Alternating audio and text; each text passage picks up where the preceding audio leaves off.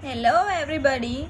So I hope you are in the best of your health and safe at your places and watching my videos regularly, students. So in last what we studied in the lecture was some aspect of aryl hydrocarbons, alkyl hydrocarbons and alcohols, right? Fragmentation we studied. Okay.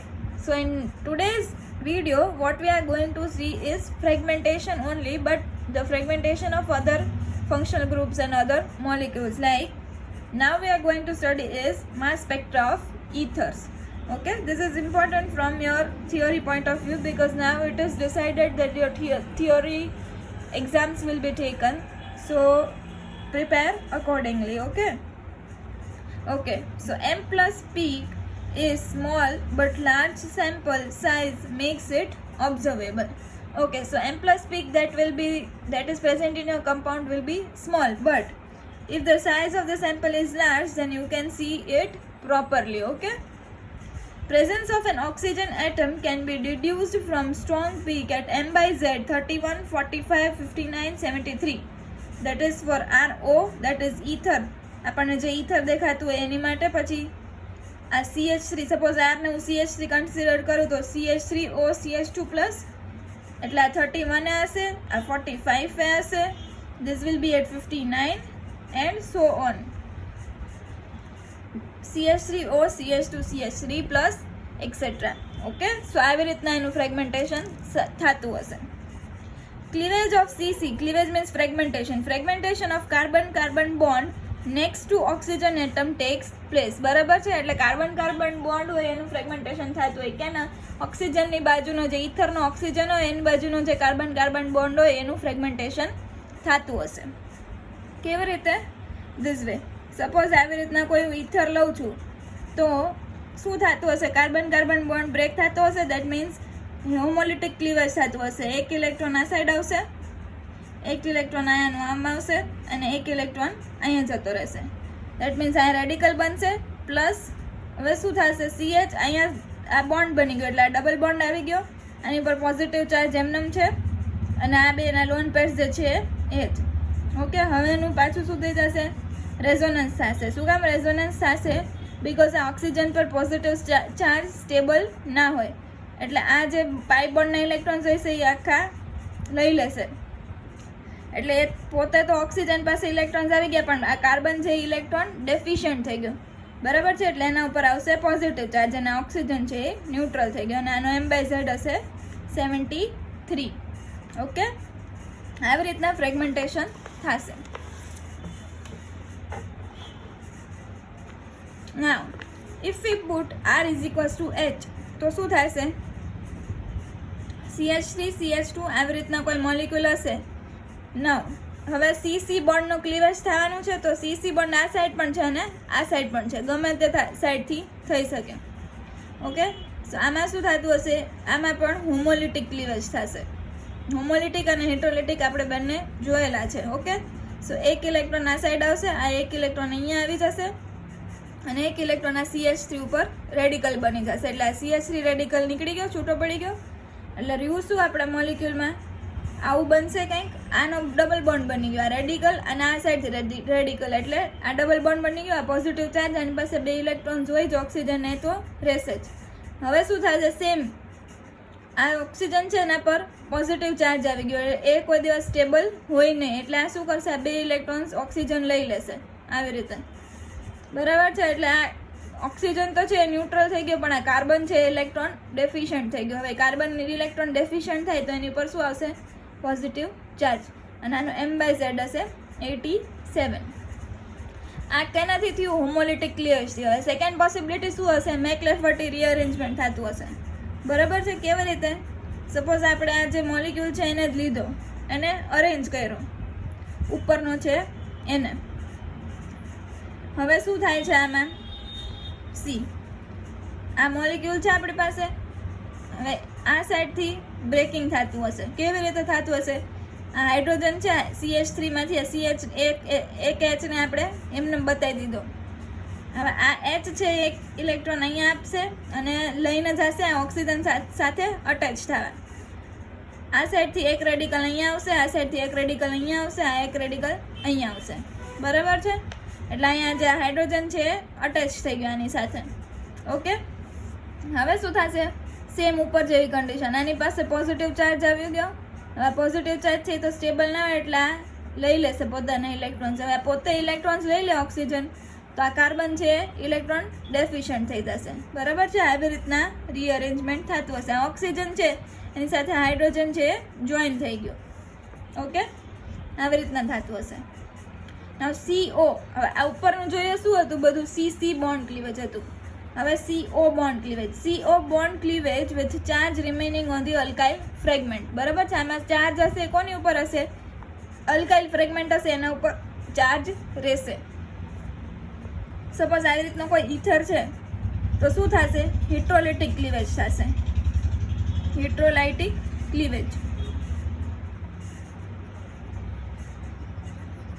એટલે આ CH3 છે, આ suppose અહીંયા CH3 છે, OCH3 છે આવું, તો આ બે ઇલેક્ટ્રોન્સ લઈને જતો રહેશે. તો આ R છે જે CH3 ના ઉપર પોઝિટિવ ચાર્જ આવી ગયો, પ્લસ આ OR એમને છૂટો પડી ગયો. અને આ સાઈડથી કરશો તો આ R છે ગ્રુપ એ પોઝિટિવ ચાર્જ તરીકે કેટાઇન તરીકે છૂટું પડી જશે અને અહીંયા OR રહી જશે. બરાબર છે? ઓકે, સો આ હતું. This was about the fragmentation of ether. Now is mass spectra of ketones. The molecular ion peak of ketone is usually quite pronounced. બરાબર છે? pronounced એટલે દેખાય એવો, seen or visible. Major fragmentation peak results from cleavage at CC bond. હવે જે main peak દેખાતો હશે એ કેનાથી બનતો હોય છે? CC બોન્ડ બ્રેક થતો હોય એનાથી. Adjacent to the oxygen atom, બાજુ જે ઓક્સિજન એટમની બાજુનો હશે CC બોન્ડ એનાથી. And the charge remaining on the resonance stabilize acylium ion. Charge કોની પર રહેશે? અસાઇલિયમ આયન. અસાઇલિયમ એટલે C ડબલ બોન્ડો વાળો જે આયન બનતો હશે એના પર. કેવી રીતના થતું હશે ક્લીવેજ? સપોઝ આ ડબલ બોન્ડ છે કીટોનનો, તો શું થયું હશે? એમાં એક બોન્ડ છે, એક અહીંયા આવશે, અહીંયાથી જે હોમોલિટિક નહીં, યસ હોમોલિટિક ક્લીવેજ થતું હશે. એટલે અહીંયાથી એક અહીંયા આવશે ઇલેક્ટ્રોન, એક આ ઇલેક્ટ્રોન છે અહીંયા આવશે ને ટ્રિપલ બોન્ડ બનાવશે. બરાબર છે ને? R છે એ R રેડિકલ બની ગયો, એક ઇલેક્ટ્રોન અહીંયા જતો હશે એટલે R રેડિકલ બની ગયું.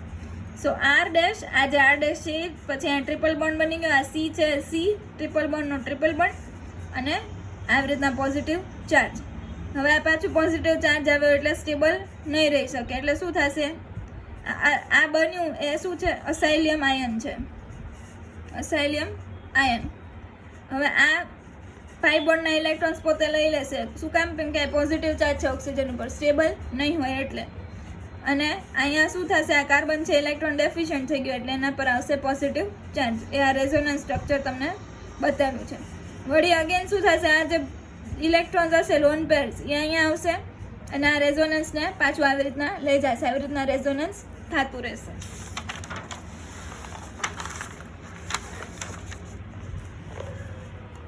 હવે નેક્સ્ટ છે, સપોઝ હવે આરની જગ્યાએ R ડેશને ફ્રેગમેન્ટ થવું છે તો શું થશે? આવી રીતના ફ્રેગમેન્ટ થશે. આ હોમોલિટિક ફ્રેગમેન્ટ, એક ઇલેક્ટ્રોન અહીંયા જશે, આ એક ઇલેક્ટ્રોન જે છે રેડિકલ વાળો એ અહીંયા આવશે અને ટ્રિપલ બોન્ડ બનાવશે અને R ડેશ રેડિકલ તરીકે છૂટું પડી જશે. હવે સેમ પાછી રેઝોનન્સની કન્ડિશન આવશે. બરાબર છે? ઓક્સિજન ઉપર પોઝિટિવ ચાર્જ સ્ટેબલ નહીં હોય, દેટ મીન્સ આ ઇલેક્ટ્રોન, બે ઇલેક્ટ્રોન પાઈ બોન્ડ અહીંયા શિફ્ટ થઈ જશે અને આ ન્યુટ્રલ થઈ જશે અને આ કાર્બન ઇલેક્ટ્રોન ડેફિશિયન્ટ થઈ ગયો એટલે એના ઉપર positive charge. This cleavage gives rise to peak at M by Z 43 or 51 or 71. બરાબર છે? 43 આવશે, 57 આવશે or 71 આવતા હશે. The base peak very often results from the loss of a larger alkyl group. હવે બેઝ પીક ફાઇન્ડ કરવો હોય તો એની માટે શું કહે છે કે લાર્જર અલ્કાઇલ ગ્રુપ વાળો ફ્રેગમેન્ટ બ્રેક થશે. એટલે શું? સપોઝ R ને હું CH3 કન્સિડર કરું અને R ડેશ ને હું CH2 CH3 કન્સિડર કરું તો લાર્જર ફ્રેગમેન્ટ કયું થયું? આ વાળું થયું CH2 CH3. તો એ પહેલાં બ્રેક થશે. શું કામ? કેમ કે અહીંયા જે રેડિકલ હશે CH2 CH3 રેડિકલ જ્યાં છૂટો પડે છે મોર સ્ટેબલ હોય છે એટલે. એટલે the base peak very often results from the loss of a larger alkyl group. હવે બીજું છે સેમ, આમાં પણ મેકલેફર્ટી રીઅરેન્જમેન્ટ થતું હશે. ગેમા હાઇડ્રોજન છે એ માઇગ્રેટ થતો હશે. McLafferty rearrangement takes place if one of the group is having gamma hydrogen. બરાબર છે. હવે સપોઝ આવી રીતના કોઈ આપણે આ કીટોન છે, આવી રીતનો કીટોન છે, બરાબર. હવે આમાં આપણે શું કરવાનું છે, એચ છે જે આલ્ફા બીટા અને ગેમા, આ છે આલ્ફા, આ બીટા અને આ ગેમા. હવે ગેમા ઉપરનો હાઇડ્રોજન છે આ એક ઇલેક્ટ્રોન લઈ અને અહીંયા આવતો હશે, એક ઇલેક્ટ્રોન આની પાસે, એક ઇલેક્ટ્રોન અહીંયા, એક ઇલેક્ટ્રોન આની પાસે, એટલે આ ડબલ બોન્ડ બની ગયો. આવી રીતના R3CH એક ઇલેક્ટ્રોન અહીંથી આપ્યો, એક ઇલેક્ટ્રોન અહીંયાથી આપ્યો, એટલે ડબલ બોન્ડ બની ગયો, CH ડબલ બોન્ડ CHR2. હવે આની ઉપર શું છે, OH, એટલે આ તો આખું બની ગયું OH અને આવું સ્ટ્રક્ચર બનશે. હવે અહીંયા એક રેડિકલ ઓલરેડી છે. હવે શું થશે, આ પાઈ બોન્ડમાંથી એક ઇલેક્ટ્રોન અહીંયા આવશે, એક ઇલેક્ટ્રોન ઓક્સિજન ઉપર આવશે, બરાબર છે. એટલે અહીંયા બની ગયો ડબલ બોન્ડ. આ ડબલ બોન્ડ આવી ગયો ને, કેટાયન રેડિકલ આપણને પાછું મળી ગયું. Simple cleavage of the alpha beta bond. Simple cleavage of the alpha beta bond generally does not occur. Alpha beta બોન્ડનું સિમ્પલ ક્લીવેજ ન થતું હોય. In long chain ketones, the hydrocarbon peaks are indistinguishable from the aryl peaks due to C double bond O unit which is same as two methylene groups. હવે long chain કીટોન્સ હશે જે એમાં hydrocarbon peaks છે એ નહીં દેખાતા હોય, બરાબર છે. કેનાથી? From the aryl peaks. Aryl peak અને હાઇડ્રોકાર્બન પીક, એટલે હાઇડ્રોકાર્બન એટલે ડબલ બોન્ડ CH2 મિથિલિન વાળો પીક છે અને આ C ડબલ બોન્ડ O વાળો પીક છે. એ બે વચ્ચે આપણે ડિફરન્શિએટ નહીં કરી શકીએ. શું કામ નહીં કરી શકીએ? બિકોઝ આ CO છે એનો માસ પણ M/Z28 છે અને આપણો મિથિલિન છે, methylene means double bond CH2. આવા જો બે યુનિટ લઈ લઈએ આપણે તો એનો માસ પણ શું આવશે, 28 M/Z, બરાબર છે. એટલે આપણે બેયને ડિસ્ટિંગ્વિશ કરી નહીં શકીએ ને છૂટા નહીં પાડી શકીએ. એનો આપણને પીક છે સરખો નહીં દેખાય. Okay, now this is asked, do the mass fragmentation. આ 2 પેન્ટેનોન વાળો છે મોલિક્યુલ, બરાબર. આ 2 પેન્ટેનોનનું ફ્રેગમેન્ટેશન પૂછેલું છે અને એવરી ટાઈમ પૂછાય છે. This is important. Mass fragmentation of 2 pentanone. Okay, પહેલાં શું થાય છે, આમાં CH3 વાળું ફ્રેગમેન્ટ છે એ આપણે બ્રેક કરીએ તો શું થતું હશે, જો એક આ કેટાયન રેડિકલ વાળો રેડિકલ અહીંયા આવશે, આ બોન્ડ બ્રેક થતો હશે એટલે અહીંયાથી પણ એક રેડિકલ, આનું હોમોલિટિક ક્લીવેજ થશે. એક રેડિકલ આ સાઈડ આવશે, એક ઇલેક્ટ્રોન આ સાઈડ આવશે, એક ઇલેક્ટ્રોન આ સાઈડ આવશે, એટલે અહીંયા ટ્રિપલ બોન્ડ બનશે. આ ટ્રિપલ બોન્ડ બની ગયો અને CH3 રેડિકલ છૂટો પડી જશે. હવે શું થશે, આ ફર્સ્ટ ફ્રેગમેન્ટેશન હતું કઈ સાઈડથી, CH3 સાઈડથી. હવે આ સેકન્ડ ફ્રેગમેન્ટેશન છે કઈ સાઈડથી, આ પ્રોપેન સાઈડથી, બરાબર છે. જો એક આ સિંગલ બોન્ડ છે એમાંથી એક ઇલેક્ટ્રોન અહીંયા આવશે, આ રેડિકલનો એક ઇલેક્ટ્રોન અહીંયા આવશે અને આ એક ઇલેક્ટ્રોન છે પ્રોપેનવાળા ચેન ઉપર રહેશે, એટલે આ CH3 CH2 રેડિકલ, બરાબર છે. આ રેડિકલ બની ગયો ને એ ટ્રિપલ બોન્ડ આવી ગયું. આનો M/Z છે 71, આનો M/Z છે 43. હવે આ બેમાંથી સ્ટેબલ કયું હશે, આ વાળું, પ્રોપેન વાળું. શું કામ? કેમ કે પ્રોપેન રેડિકલ છે એ સ્ટેબલ હોય એટલે. પણ ફ્રેગમેન્ટેશન આપણે બે સાઈડથી કરાવવાનું. ઓકે, હવે સેકન્ડ પોસિબિલિટી છે મેકલેફર્ટી રીઅરેન્જમેન્ટ ઓફ પ્રોપેન ટુ ઓન. પહેલાં શું કરાવ્યું આપણે, હોમોલિટિક ક્લીવેજ કરાવ્યું. મોસ્ટલી બધામાં એવું જ થતું હશે કે ફર્સ્ટ આપણે જે કરાવતો હશું એ હોમોલિટિક ક્લીવેજ હશે અને સેકન્ડ જે પોસિબિલિટી હશે મેકલેફર્ટી રીઅરેન્જમેન્ટ થતું હોય તો એ કરાવવાનું. ઓકે, સો આ છે આપણો પ્રોપેન ટુ ઓન મોલિક્યુલ. હવે આ પ્રોપેન ટુ ઓનમાં આપણે શું કરાવ્યું છે, મેકલેફર્ટી રીઅરેન્જમેન્ટ. કેવી રીતે કરાવ્યું છે મેકલેફર્ટી રીઅરેન્જમેન્ટ? સી, આ હાઇડ્રોજન છે અને આ CH2 વાળો બોન્ડ છે, એક ઇલેક્ટ્રોન અહીંયા આવશે, એક ઇલેક્ટ્રોન OH પાસે જશે એટલે OH બની ગયું. હવે અહીંયાથી શું થતું હશે, આ એક ઇલેક્ટ્રોન છે એ અહીંયા આવશે, એક ઇલેક્ટ્રોન છે એ અહીંયા આવશે, એટલે આ CH2 double bond CH2 neutral molecule ethylene remove થઈ ગયો, બરાબર. હવે આ CH2 છે એની પાસે રેડિકલ આવી ગયો, આ રેડિકલ અને આ ઇલેક્ટ્રોન એ બે ભેગા થઈને OH નો બોન્ડ બનાવી લીધો, આ કેટાયન અને અહીંયા CH3. ઇથિલિનનો M/Z એટલે માસ છે 28 અને બાકીના ફ્રેગમેન્ટનો માસ હશે 58. હવે આ નેક્સ્ટ છે ક્લીવેજ ઓફ 3 પેન્ટેનોન્સ. આ યાદ રાખજો, 2 પેન્ટેનોન્સ અહીંયા કમ્પ્લીટ થઈ જાય છે, 2 પેન્ટેનોન્સ અહીંયા કમ્પ્લીટ થઈ જાય છે. હવે છે 3 પેન્ટેનોન. ઓકે, હવે આમાં શું છે? હોમોલિટિક ક્લીવેજ. હોમોલિટિક ક્લીવેજ કેવી રીતના થતું હોય છે? એક ઇલેક્ટ્રોન અહીંયા આવશે, આ એક ઇલેક્ટ્રોન આ ફ્રેગમેન્ટ પર આવશે. જો બે સાઈડ સેમ જ ફ્રેગમેન્ટ છે એટલે ગમે સાઈડથી ફ્રેગમેન્ટેશન કરાવો that will remain the same. Okay, એટલે અહીંયા આવશે એક ઇલેક્ટ્રોન, અહીંયા આવશે, અને આ કેટાયન રેડિકલનો એક ઇલેક્ટ્રોન છે અહીંયા આવશે. એટલે અહીં ટ્રિપલ બોન્ડ થઈ ગયો, એક બોન્ડ બની ગયો એક્સ્ટ્રા, પ્લસ આ CH2 જે અહીંયા રેડિકલ બનતો હતો એટલે આ રેડિકલ બની ગયો. બરાબર છે? હવે આનું પાછું તમે રેઝોનન્સ કરાવવું હોય તો કરાવી શકો, પણ અહીંયા કરાવ્યું નથી. આનું M/Z છે 57. હવે M/Z એટલે શું? આનું કાર્બનનું છે 12, પછી આ કાર્બનનું 12, આ કાર્બનનું 12, આ ઓક્સિજનનું 16 પ્લસ 3 4 5 હાઇડ્રોજન. આનું તમે એડિશન કરશો એટલે આનું માસ આવશે 57. બરાબર છે? આ હતું હોમોલિટિક ક્લીવેજ. હવે નેક્સ્ટ છે હિટ્રોલિટિક ક્લીવેજ. હિટ્રોલાઇટિક ક્લીવેજમાં શું થશે? આ આખા બોન્ડના બે ઇલેક્ટ્રોન્સ આ કાર્બનને C ડબલ બોન્ડ O લઈને જતો રહેશે એટલે અહીંયા આવી જશે. હવે આ ઇલેક્ટ્રોન ડેફિશિયન્ટ થઈ ગયું કેમ કે આ બે ઇલેક્ટ્રોન લઈને જતો રહ્યો એકની બદલે. દેટ મીન્સ આ પોઝિટિવ ચાર્જ આવી ગયો અને અહીંયા આવશે ટ્રિપલ બોન્ડ. બરાબર છે? હવે આ ટ્રિપલ બોન્ડ આવશે અને પોઝિટિવ ચાર્જ આવશે. આ પોઝિટિવ ચાર્જને આ સ્ટેબિલાઇઝ કરવા માટે આ જે ટ્રિપલ બોન્ડના ઇલેક્ટ્રોન્સ હશે લઈ લેશે પાછું. ઓકે, સમજાણું કેવી રીતે? સપોઝ અહીંયા આવી ગયો triple bond CH2C triple bond O, આવી રીતે હતું. હવે આ પોઝિટિવ ચાર્જને ન્યુટ્રલાઇઝ કરી દેશે, આખો બોન્ડ લઈ લેશે. દેટ મીન્સ અહીંયા આવશે CH3 CH2C double bond O. બરાબર છે? અને આ એનો રેડિકલ. ઓકે, હવે આ રેડિકલ છે એ સ્ટેબિલાઇઝ થઈ જશે. સ્ટેબિલાઇઝ થવા માટે એ છે ને અહીંયા શિફ્ટ થઈ જશે એટલે આવું થશે CH3 CH2 radical double bond double bond O. આ ન્યુટ્રલાઇઝ થઈ ગયો એટલે આવું થશે. Okay, now mass spectra of aldehydes. The molecular ion peak is discernible. Discernible એટલે visible કાં તો prominent. Cleavage of CH and CC next to the oxygen atom results into M-1 peak. બરાબર છે? ક્લીવેજ ક્યાંથી થશે? CH અથવા તો CC બોન્ડથી.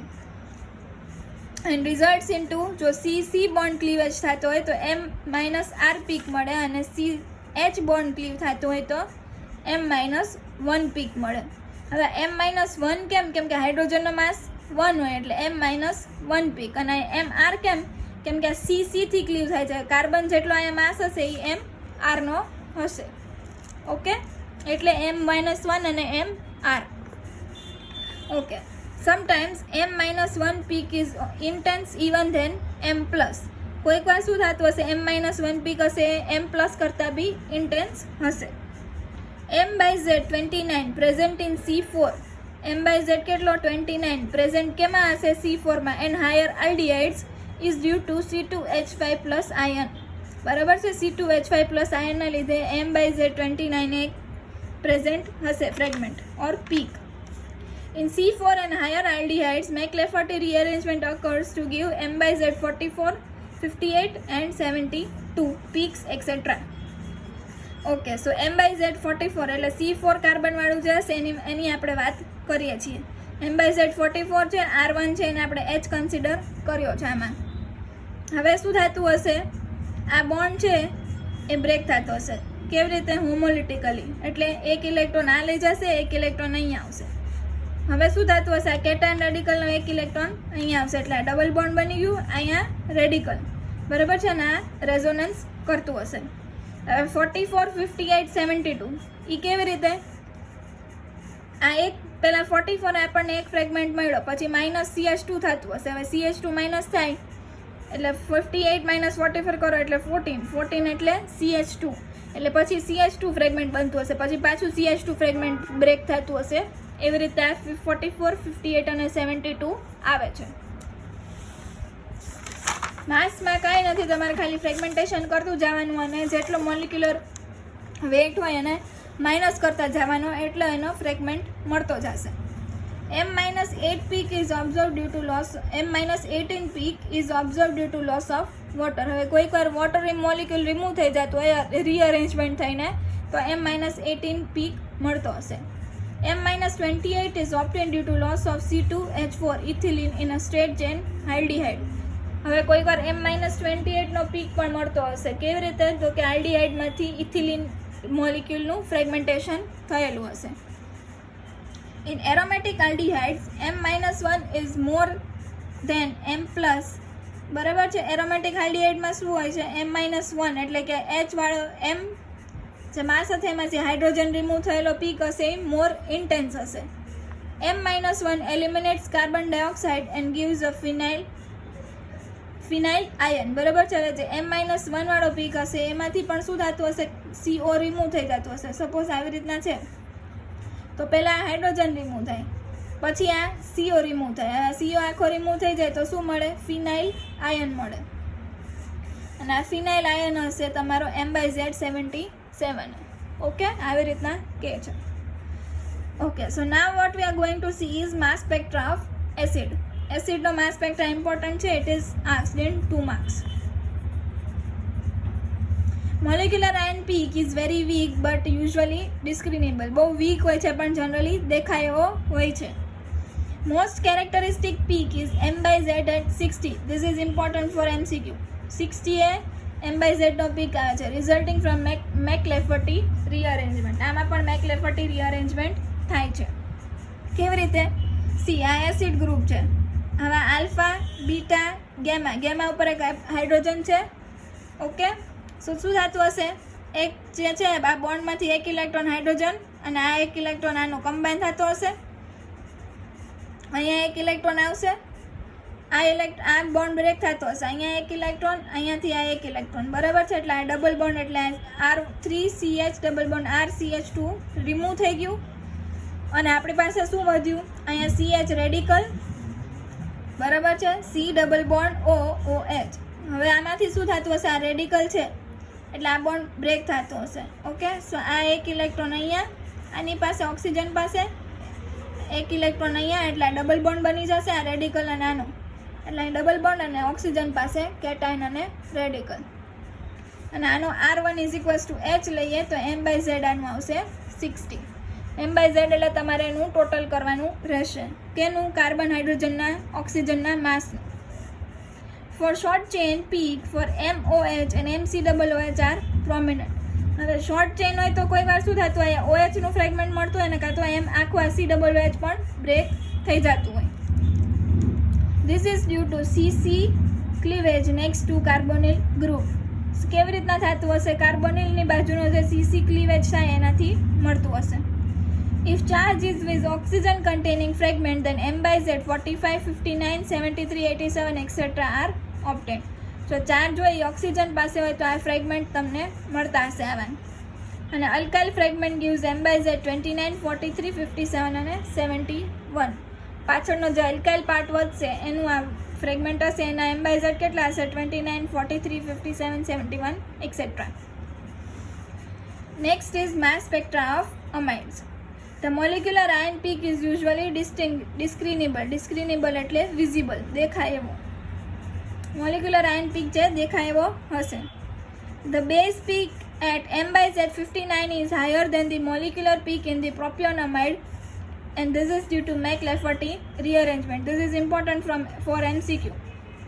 પ્રોપિયોનામાઇડ special છે. પ્રોપિયોનામાઇડ માટે શું છે? બેઝ પીક છે મોલિક્યુલર આયન પીક કરતાં પણ વધારે ઇન્ટેન્સ હશે અને M/Z કેટલું હશે એનું? 59. એસિડમાં કેટલું હતું? 60 અને આમાં છે 59 because of McLafferty rearrangement. Now McLafferty rearrangement કેવી રીતે થાય છે પ્રોપિયોનામાઇડમાં?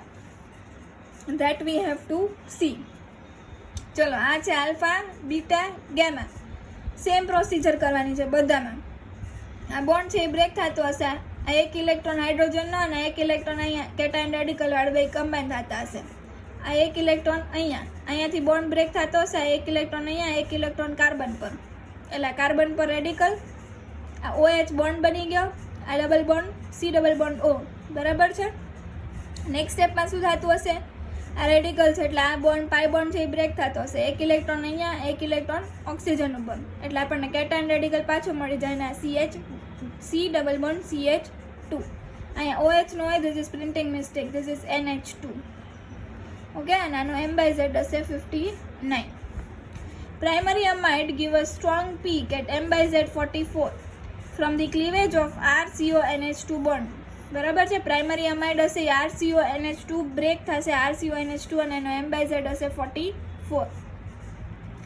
Secondary, this is important, secondary and tertiary amide show rearrangement as given below. હવે સેકન્ડરી અમાઇડમાં જે રીઅરેન્જમેન્ટ થતી હશે એ થોડીક અલગ છે. કેવી રીતે અલગ છે? Suppose R CH2 C double bond O NH positive cation radical CH2 અને R આવી રીતના છે. તો ફર્સ્ટમાં શું થતું હશે, અહીંયાથી આ જે R ગ્રુપ છે બ્રેક થાય છે. આ કેટાયન રેડિકલ છે આપણી પાસે NH વાળો, અહીંયા એનો એક ઇલેક્ટ્રોન અહીંયા આવશે, આ બોન્ડનો એક ઇલેક્ટ્રોન અહીંયા આવશે, અને આ રેડિકલ R છે એની પાસે એક રેડિકલ આવશે. બરાબર, આ બોન્ડનું હોમોલિટિક ફ્યુઝન થાય છે એટલે. ઓકે, સો આવું થતું હશે. અહીંયા NH બરાબર છે, અહીંયા ડબલ બોન્ડ બની ગયું, આ CH NH positive C double bond O CH2 અને R. હવે નેક્સ્ટ સ્ટેપમાં શું થતું હશે, આ H છે આનું, આ બોન્ડ છે એનું હોમોલિટિક ક્લીવેજ થશે. એક ઇલેક્ટ્રોન આની પાસે આવશે, એક ઇલેક્ટ્રોન અહીંયા આવશે, અને એક ઇલેક્ટ્રોન અહીંયાથી અહીંયા આવશે. એટલે બનશે શું આપણી પાસે, જો આ H રેડિકલ છૂટો પડી ગયો પહેલાં તો. હવે બચ્યું શું આપણી પાસે, તો કે આ C ડબલ બોન્ડ O, અહીંયા એક બોન્ડ બની ગયો, દેટ મીન્સ આ ડબલ બોન્ડ, આ CH, આ R. ઓકે, પ્લસ હવે આ શું થયું, આ H જે H રેડિકલ છૂટો પડતો તો યાર યાર કમ્બાઈન થઈ ગયો NH સાથે. દેટ મીન્સ આ NH2 પોઝિટિવ ચાર્જ, આ ડબલ બોન્ડ અને આ CH2 ડબલ બોન્ડ અને CH2. આવી રીતે ફ્રેગમેન્ટેશન થાય છે. Mass spectra of aromatic amide. હવે એરોમેટિક અમાઇડનું જોઈએ તો molecular ion is C, molecular ion peak દેખાય છે. MNH2 ઇઝ ઓબ્ઝર્વડ, MNH2 પણ દેખાય છે. MC6H5 is also observed at M/Z 44. અને બેન્ઝામાઇડ માટે PHCO નો M/Z આવશે 105. ધીસ ઇઝ ઇમ્પોર્ટન્ટ, બેન્ઝામાઇડ માટે PHCO નો જે M/Z જે ફ્રેગમેન્ટ આવશે 105 એ આવશે. Okay, and now the last, that is fragmentation of amine. amide જોયું, હવે amine or amine તમે જે પ્રોનાઉન્સ કરતા હો એનું ફ્રેગમેન્ટેશન છે.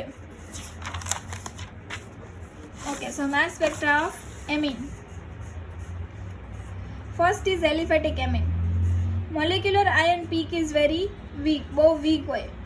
A long chain amine or branched amine M plus peak is undetectable. કોઈ દિવસ ડિટેક્ટ ન થાય એવો હોય.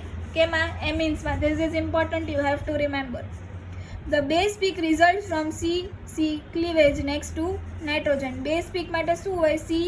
C cleavage થતું હોય, નાઇટ્રોજન હોય એની બાજુનામાં. That means આવું કહેવા માંગે છે, CH2 NH2 આવું હોય તો CC એટલે આ બોન્ડ બ્રેક થતો હશે નેક્સ્ટ ટુ નાઇટ્રોજન, નાઇટ્રોજનની બાજુનો.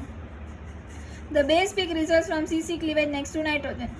If there is no substituent at alpha carbon and amine is primary, the prominent ion is of CH2 double bond NH2 plus.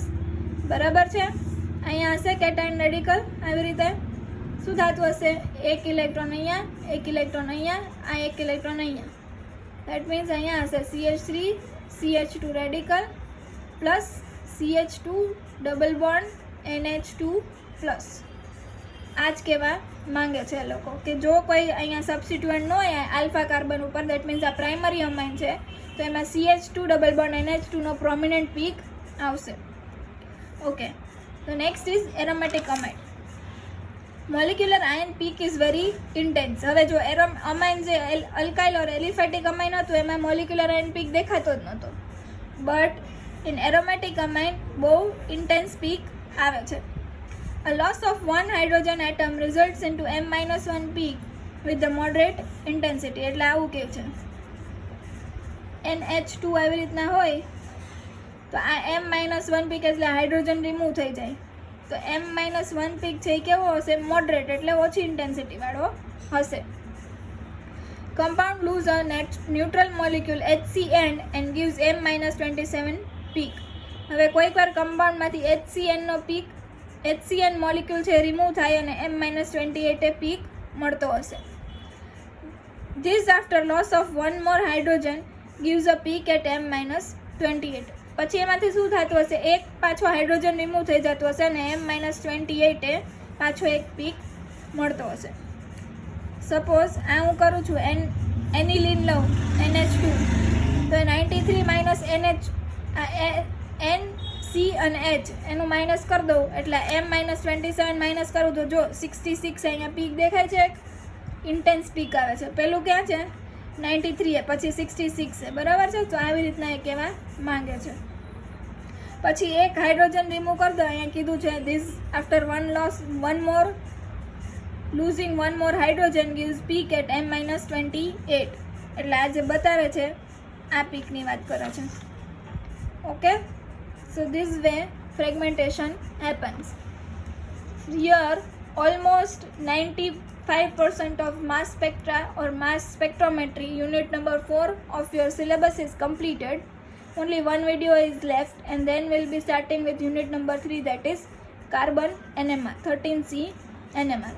So that's all for today. Thank you and have a nice day.